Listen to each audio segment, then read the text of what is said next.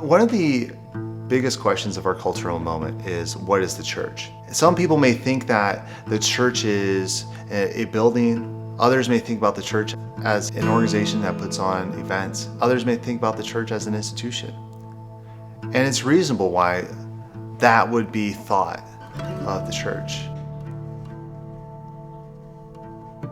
Christians gather very regularly to worship in a very particular place. Christians make a commitment to a very particular place. They gather together throughout the week to care for one another, and so they show up at these events. But when we look at Scripture, the primary way of thinking about the church is none of those things.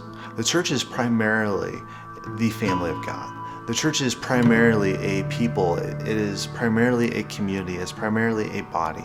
The church is a family. And it is a family that has a particular work in this world. Our purpose is to reflect the heart of God to the world. And if we want to see a clear picture of the heart of God, we look at Jesus Christ.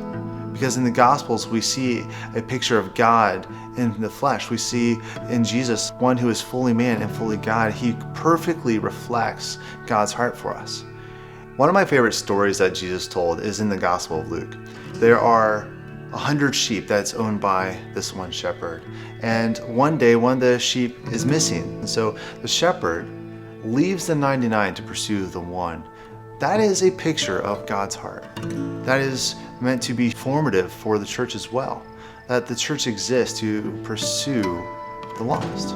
And we also see elsewhere in Scripture that the Son of Man came to serve. The Son of Man did not come to be served, but he came to serve. And that's how Jesus describes his work, that Jesus came as a servant. One theologian put it this way, that the church exists for the sake of its non-members. In other words, the church exists for seekers and skeptics and those who are irreligious. The church, in other words, exists for non-Christians. And so when Jesus calls us to follow him, when he says, follow me, he's calling us to enter into a lifestyle of service. He's calling us to enter into a lifestyle of hospitality. He's calling us to enter into a lifestyle of learning as we are walking with him in our everyday lives. It's very striking to me that when I look at the gospel accounts, when Jesus says to these men, follow me, and they leave whatever they're doing and follow Jesus, when they become Jesus' disciples, the very first act that we see them doing as a disciple of Jesus Christ is opening up their home and throwing a party. They're introducing Jesus to all their friends and family and associates.